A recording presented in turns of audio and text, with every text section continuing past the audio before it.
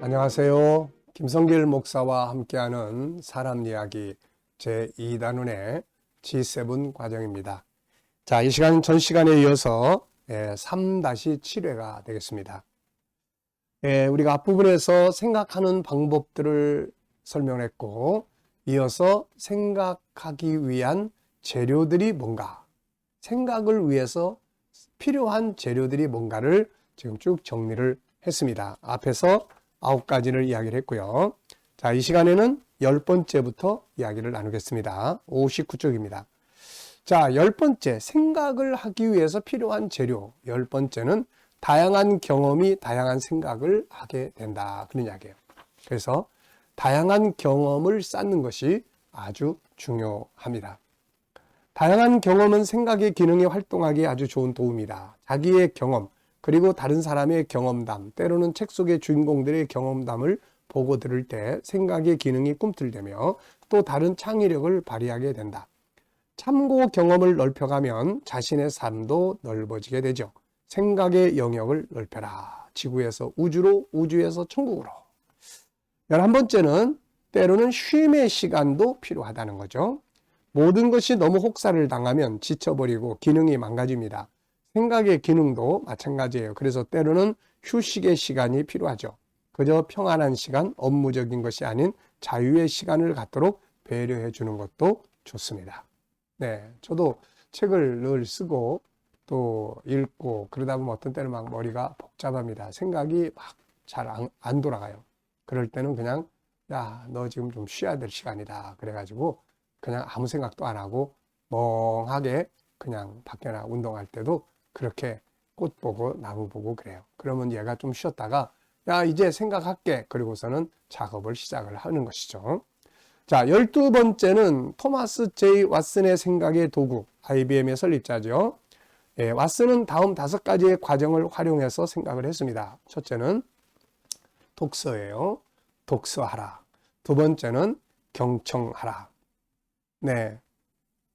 나 자신과 주위 사람들, 세상의 소리를 주의 깊게 듣고 공감하고 실천하라는 것이죠.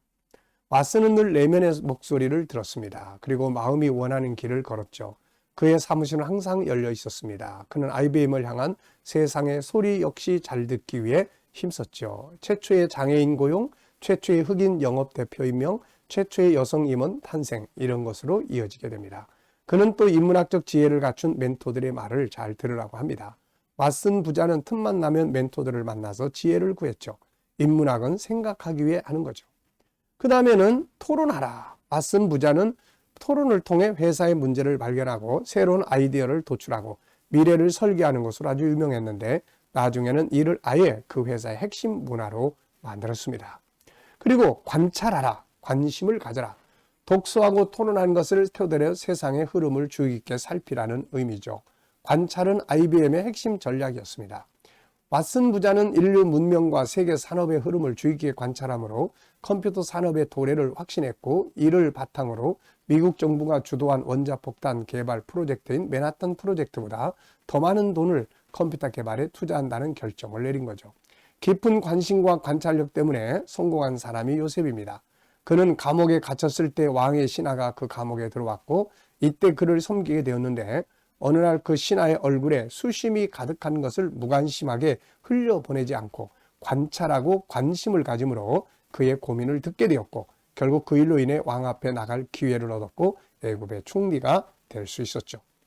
자, 그리고 이제 5번째는 생각하라. 읽고 듣고 토론하고 관찰하는 것을 토대로 문명을 개선하거나 창조하는 생각을 하라는 거죠. 왓슨의 독서하라, 경청하라, 토론하라, 관찰하라, 생각하라는 미국 실리콘밸리의 대표적인 How to Think로 자리를 잡았다고 해도 과언이 아니다. 실리콘밸리 곳곳에서 알게 모르게 그의 방법대로 싱크를 하고 있기 때문이다. 자, 이 사람이 이야기한 것 5가지. 독서하라. 그 다음에 경청하라. 그 다음에 토론하라. 그 다음에 관찰을 가져라. 관찰하라. 그 다음에 생각하라. 자, 12번째입니다. 생각의 탄생에서 소개하는 생각의 도구들이 있습니다. 자, 우선 관찰. 모든 지식은 관찰에서 시작된다. 두 번째, 형상화. 사물의 모습을 상상 속에서 먼저 그려내야 한다. 세 번째, 추상화. 표면적인 것 배후에 숨어있는 놀라운 속성을 찾으라. 눈이 아니고 마음으로 보라. 네 번째, 패턴 인식. 패턴을 알아낸다는 것은 다음에 무슨 일이 일어날지 예상하는 것이다. 나는 구름이나 나뭇결처럼 겉보기에 무질서한 패턴 속에서 동물 모양을 즐겨 찾아내곤 했다. 패턴 형성. 나는 관습적인 춤의 패턴을 깨부수어 관객들로 하여금 새로운 춤 패턴을 보고 느끼도록 했다. 여섯 번째, 유추. 유추란 둘 혹은 그 이상의 현상이나 복잡한 현상들 사이에서 기능적 유사성이나 일치하는 내적 관련성을 알아내는 것을 말한다. 사과를 땅으로 잡아당기는 힘이 있다면 이는 하늘 위로 계속 뻗쳐나갈 것이고, 그렇게 되면 달까지도 끌어당길 것이라는 유추가 가능해진다. 아이작 뉴턴이죠. 나는 보고 들을 수 없었던 것들과 맛냄새 느낌으로 알았던 것들 사이에서 수많은 연상과 유사성을 이끌어낼 수 있었다. 오늘날 병원에서 상처를 봉합하는 데 쓰이는 외과용 스테플러는 원시 부족민들이 사람을 무는 개미를 이용해 벌어진 상처를 잡아매는 걸 보고 착안한 것이다. 진공집게나 차규기는 흡혈 거머리를 기계적으로 유추한 결과물이다. 닮지 않은 것에서 닮은 것을 찾아내는 기쁨. 어떤 사물을 볼 때 그것이 뭔가가 아니라 그것이 무엇이 될까를 착안해야 한다. 그래야 사물을 전혀 새로운 방식으로 활용할 수 있다. 자, 이런 유추하는 능력이 참 다양한 과학을 만들어내게 되는 거죠. 일곱 번째, 몸으로 생각합니다. 우리는 몸을 움직여 어떤 일을 처리하고 난 후에야 인지할 때가 있죠. 피아니스트들은 근육이 음표와 소나타를 기억한다고 합니다. 그들은 손가락에 이 기억들을 저장한다고 하죠. 기계공이나 목수, 여타, 기능공의 작업은 손지식에 크게 좌우됩니다. 손으로 느끼는 것이 머릿속으로 생각하는 것보다 더 빠르고 더 정확하고 그런다는 거죠. 감정이입. 어떤 동물을 생각할 때마다 나는 그 동물이 되었다. 나는 그들처럼 생각하고 느끼고자 했다. 동물학자 데스몬드 모리스입니다. 아홉 번째, 차원적 사고. 공간을 입체적으로 생각한다. 이 차원 세계에서 우리는 어떻게 보일까? 내과 의사들은 환자들 몸의 조직에 불과한 엑스레이 사진이나 MRI를 판독할 때 그것을 살아 움직이는 생명체로 환치해 놓고 해석해야 한다. 자, 조각은 책에서 재현되지 않는 어떤 것이다. 즉 평면 위에서는 불가능하다. 어떻게 지구를 찌그러뜨려 평평한 지도 한 장으로 만들어낼 수 있는지. 또 모형 만들기. 모형은 보는 사람이 즉각 인식할 수 있도록 실제를 축약하고 차원을 달리 표현해야 합니다. 놀이에는 분명한 목적이나 동기가 없습니다. 놀이는 성패를 따지지 않으며 결과를 설명할 필요도 없고 의무적으로 수행할 과제도 아닙니다. 이것은 우리에게 상징화되기 이전에 내면적이고 본능적 느낌과 정서, 직관, 쾌락을 선사하는데 바로 그것들로부터 창조적인 통찰이 나옵니다. 변형. 현실 세계에서 창조적 작업을 하기 위해서는 문제를 규정할 때, 그 문제를 조사할 때, 해답을 이해하기 쉬운 형태로 표현할 때 적합한 생각 도구들을 동원할 줄 알아야 한다. 자, 그 다음에 11번째는 이제 통합입니다. 내가 글을 쓸 수 있었던 것은 기하학 덕분이다. 기하학은 인간의 사고 능력을 이끌어주는 놀라운 스승과 같다. 음악가라면 라파엘로의 그림을 연구해야 하며 화가라면 모차르트의 교향곡을 공부해야 한다. 화가는 시를 그림으로 바꾸고 음악가는 그림에 음악성을 부여한다.